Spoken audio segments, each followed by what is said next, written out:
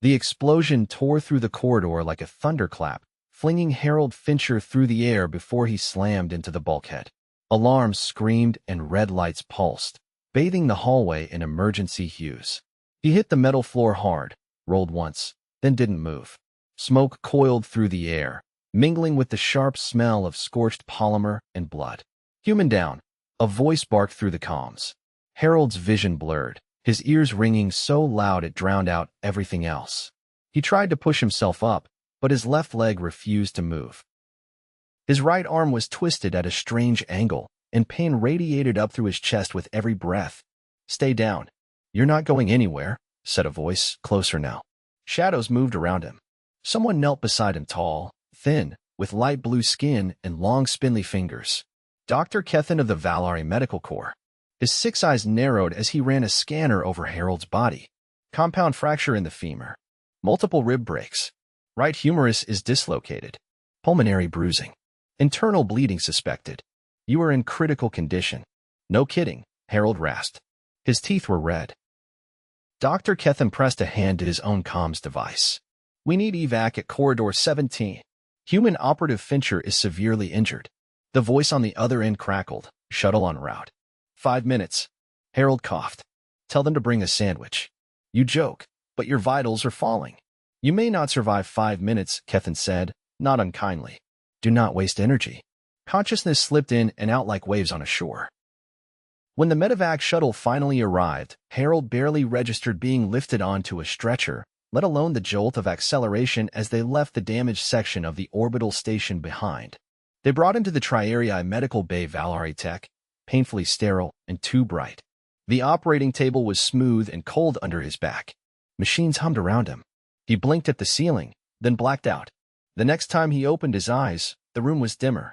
The air smelled faintly of antiseptic and ozone.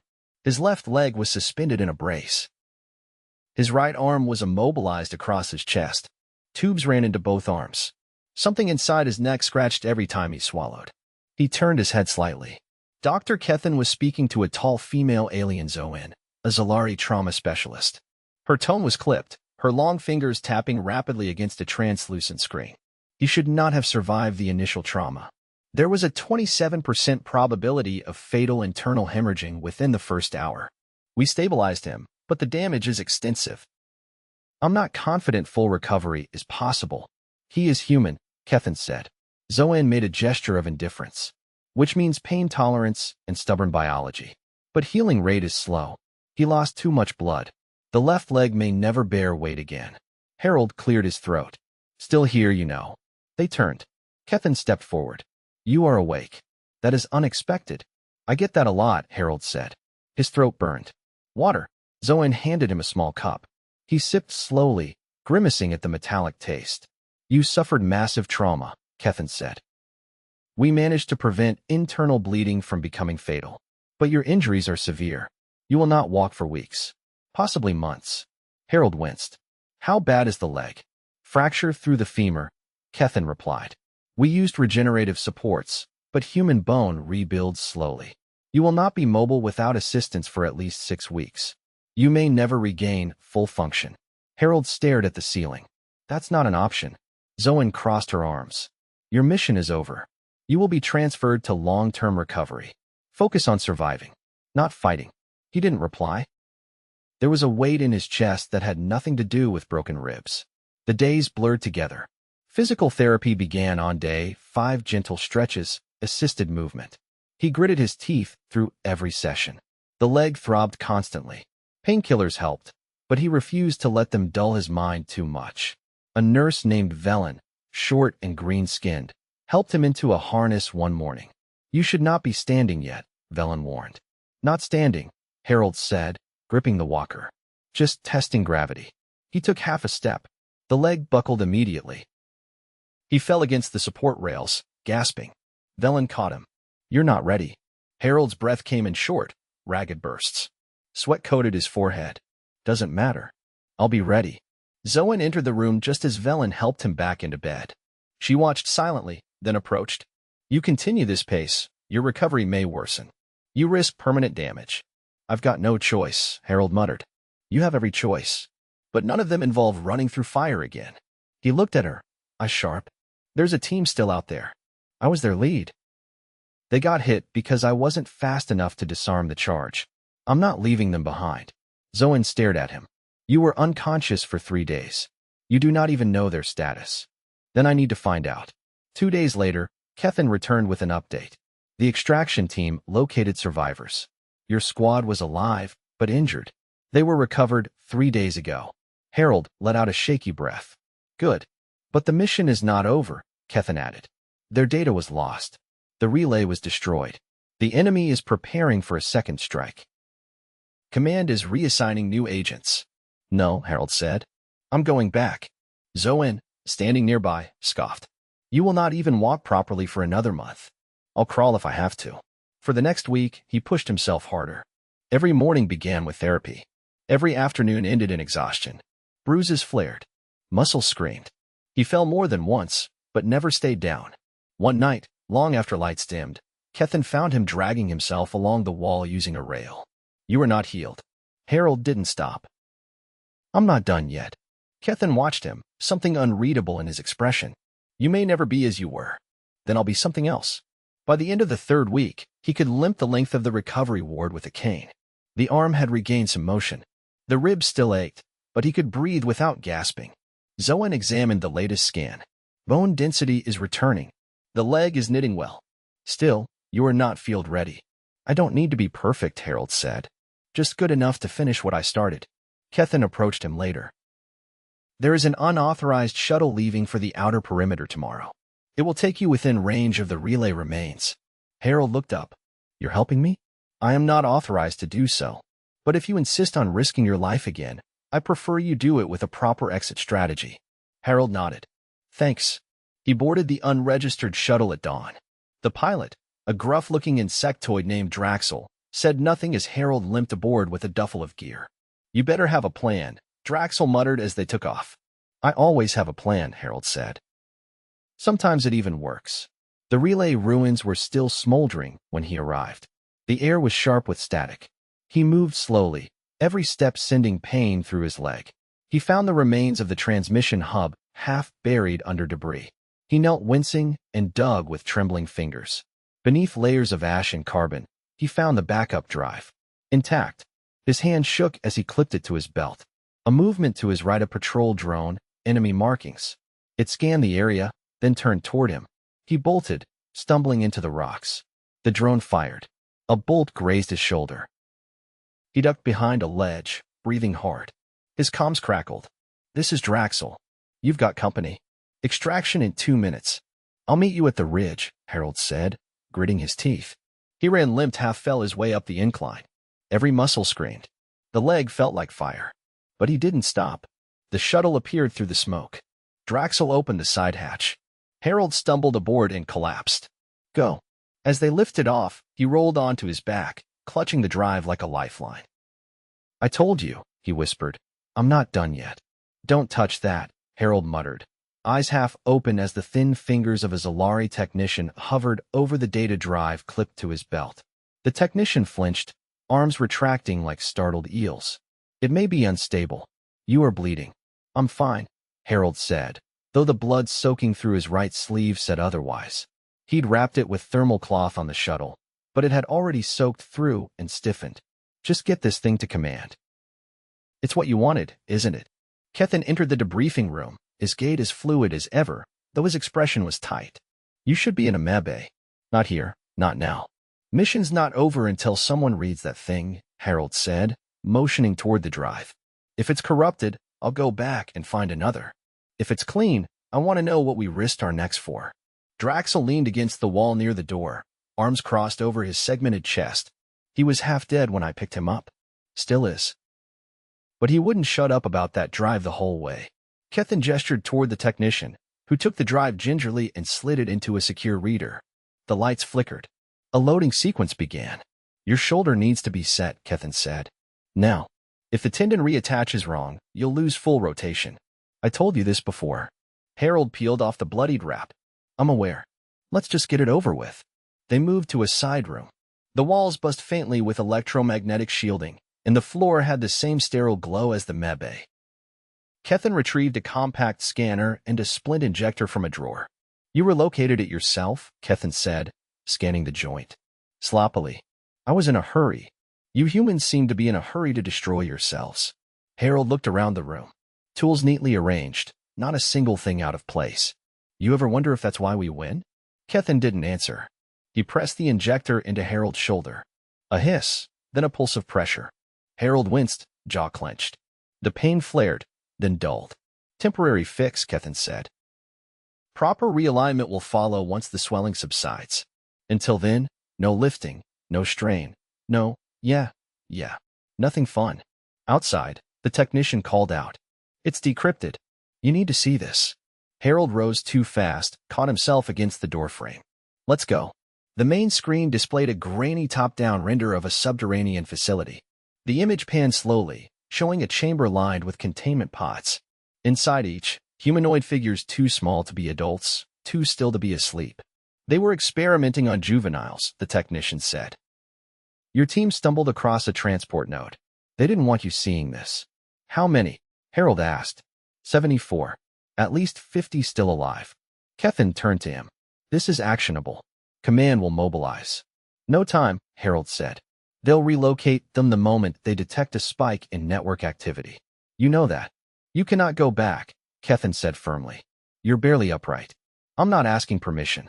Draxel tapped the side of his head. I still have the route cached.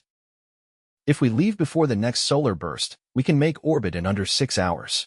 You'll need backup, Kethan said. No uniforms, Harold replied. They'll expect a tactical team. But a limping human and a disgruntled ex-con pilot? We might slip through. Kethan looked at him for a long moment. You're going to get yourself killed. Not if I'm lucky. Luck is not a treatment plan. They left before the next cycle. Draxel's ship groaned through re-entry, its hull patched with leftover plating from a dozen other vessels. Harold sat in the co-pilot's seat, shoulders strapped tight, and a sling braced to keep movement down. The leg was worse. He'd wrapped it in a cold compression sleeve, but every bump in atmospheric turbulence sent spikes of agony up his spine. Draxel glanced over. You sure you're not going to pass out on me? Only if you start singing again. The descent was rougher than expected. Thermal drag forced them to land a half-kilometer from the node. They disembarked into choking dust. Harold leaned on a collapsible support stick. The terrain was uneven, the footing treacherous. He moved slowly, dragging the weaker leg behind. You look like a broken scarecrow, Draxel said, scanning ahead with a handheld array. Still better than most of your species in a sprint. They reached the access shaft. It was narrower than Harold remembered and half collapsed. A maintenance ladder ran down its side. I'll go first, Harold said. You're injured. I'm lighter. If it collapses, I'd rather it be me. He descended one rung at a time, grip shifting carefully. The shoulder protested, but the arm held. When he reached the bottom, he turned his headlamp on. The corridor beyond was dark, silent except for the faint hum of life support. Draxel followed. No sensors. Either they're cloaked or abandoned. Too quiet, Harold said. They knew someone would come. They moved through the corridor. The air was thick, recycled too many times. Harold's foot caught on a loose cable. He stumbled, hit the wall, and paused to catch his breath. Take a minute, Draxel said. No. We're close. They reached the chamber. The pods were still there, dimly lit. The figures inside hadn't moved. Harold approached the nearest, wiped the condensation from the glass. A child, human, maybe 8 years old, eyes closed, chest barely rising. They're sedated, he whispered. But alive. Draxel scanned the control panel. Auto-purge protocols disabled. We've got one shot. Wake them. I'll call in coordinates. You said no signals. I said no networked signals. This is point-to-point. Harold pulled a compact beacon from his belt and activated it. Send this to Kethan. He'll get them out. Draxel began unlocking the pods. One by one, the children stirred. Blinking, dazed, some coughing. Harold knelt beside the first. You're safe now, he said. A sound echoed down the corridor, metal on metal. Draxel froze. They're here. No time for stealth, Harold said. Seal the shaft behind us. You won't outrun them. I know. Harold turned to the children. See that big guy over there? He pointed to Draxel. Follow him. Do exactly as he says. A girl, maybe 10, looked at him. What about you? I'll catch up. Draxel hesitated. You can't fight. I just need to stall. Draxel growled something unintelligible and corralled the children toward the maintenance shaft. Harold turned, leaned heavily on the stick, and limped to the corridor mouth. He pulled the emergency flare from his belt, cracked it, and tossed it into the shadows. A shape moved tall, armored, insectoid. Not drones. Sentients. Harold raised his voice. Looking for me? They advanced. He backed slowly, leading them toward the collapsed section. His hand hovered over a charge he'd rigged earlier just in case. At the right moment, he ducked behind a broken panel and triggered it. The explosion was sharp, not powerful, but enough to drop debris in their path. Dust poured into the corridor. He coughed, crawled back, leg dragging behind. By the time he reached the shaft again, the last child was climbing up. Draxel dropped a rope. You still breathing? Barely. They hauled him up together. The climb was agony. Twice he almost lost his grip. Draxel grabbed him by the sling and pulled the last meter. They ran, or Draxel did. Harold hobbled behind, lungs burning, shoulder numb. The ship loomed ahead, emergency lights blinking. Inside, the children huddled near the rear bulkhead, silent. Draxel powered up the engines. Hold on. As they lifted off, Harold slumped against the cabin wall. One of the kids handed him a thermal blanket. He took it without a word. Hours later, back in orbit, Kethin stood in the medbay doorway, arms folded. You tore 3 ligaments, fractured your tibia, and re-injured your shoulder. Again. Sounds about right. You're lucky to be alive. No, Harold said. They are. Kethin didn't argue. He simply activated another scanner and began assessing the damage. You will not walk for weeks, he said. Harold closed his eyes. Heard that one before. The triage hall on Deck 9 was quieter than usual, but the silence was deceptive. Every surface gleamed with the kind of over-sterilized polish that made your skin itch just looking at it. Harold lay flat on the diagnostic table, the brace around his leg making his knee stick up like a broken tent pole. His arm had been secured in a rigid sling, and a gentle chill from the circulation wrap seeped through his hospital gown. Across the room, Kethin stood with a thin silver tool, scanning the length of Harold's limb. A faint tone pulsed from the reader, too high-pitched for human ears, but Kethin flinched slightly and adjusted something on the side. You compressed the joint capsule under the patella, Kethin said flatly, and the connective tissue is inflamed nearly beyond recognition. Harold blinked at the ceiling. So, not great news. You have exceeded the tolerated range of motion by a factor of 4. You are not cleared for weight-bearing activity. This is no longer rehabilitation, it's sabotage. I didn't come here to rest. You didn't come here to walk either.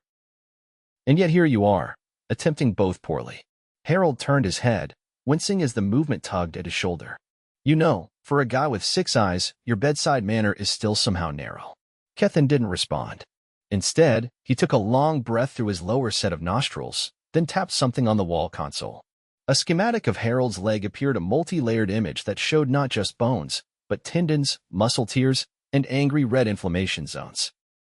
You have micro tears in the medial collateral ligament, bone bruising along the tibial plateau, and a stress line that could become a fracture if you so much as trip on your way to the mess hall. Good thing I wasn't planning on dancing tonight. You may laugh, but your condition is not sustainable. You've pushed the boundary of what your species can recover from without surgical intervention. Harold sat up slowly, bracing himself on the edge of the table. So do it. Cut me open. Stitch it right. Whatever you've got in your alien toolbox. Kethin narrowed his eyes. You want surgery? I want to walk again without a cane. And I want to do it before the next mission window closes. There is no mission. Your operation succeeded. The children are in recovery. The threat was neutralized. I don't mean that mission. Kethin stared at him for a long moment, then gestured to the scan. You understand that we cannot simply replace your anatomy with synthetics. Your biology rejects most foreign materials, and your immune system is unusually aggressive. The last human we attempted to graft with Valari mesh developed a fever so intense it warped the operating table. Then use human methods. Your people are decades behind in orthopedic repair. We're decades behind in a lot of things. Doesn't mean we give up. Kethin turned back to the scan. There is one possibility. A hybrid procedure. We reinforce the ligament with bioengineered tissue, accelerate healing with a protein scaffold, and use low-frequency stimulation to promote regrowth. Harold raised an eyebrow. And the catch? It requires you to remain immobile for at least 10 days. No walking. No standing. Not even bathroom privileges. Harold's face fell. You're joking. I do not possess a sense of humor. A soft chime interrupted them. Zoe entered without ceremony, her long coat trailing slightly behind her.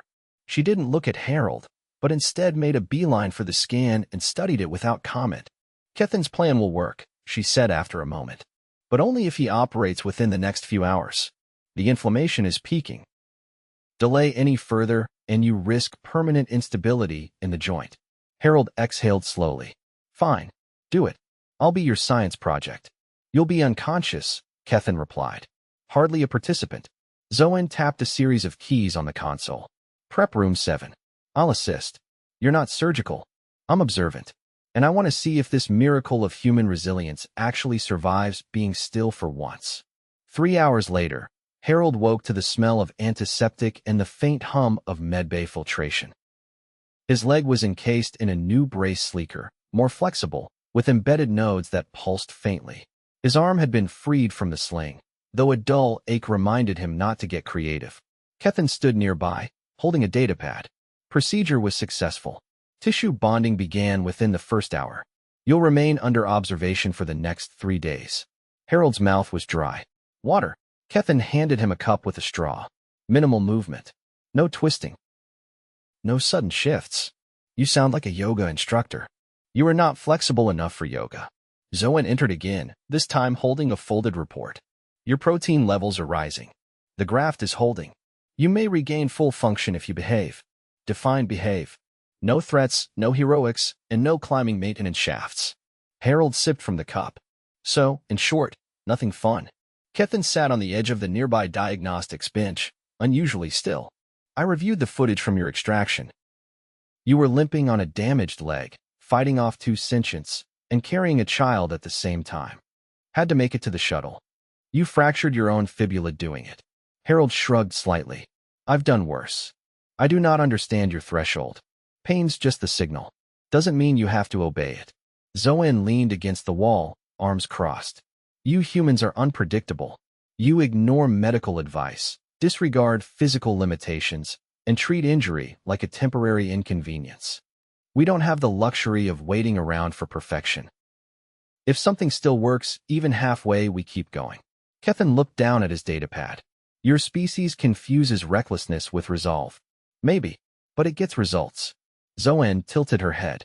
You walked on a leg that was barely fused, with an arm that couldn't hold weight, and carried half your body mass in injured children. That isn't resolve. It's madness. Harold looked at her. They were scared. Someone had to do something. A few beats passed. Kethen closed the skin panel.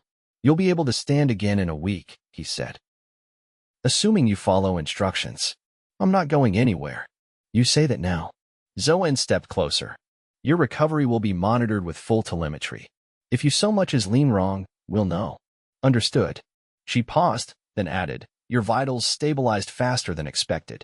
The protein scaffold bonded with less resistance than projected.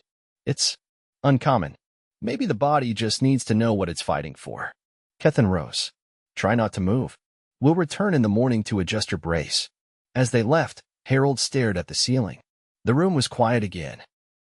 No alarms, no shouting. Just the faint pulse of the healing nodes and his own breath, steady and slow. For once, he wasn't in a hurry. Not because he'd stopped fighting, but because, for the first time in weeks, he didn't need to. The mission was over. The kids were safe. The leg would heal. He was, somehow, still here. That would do.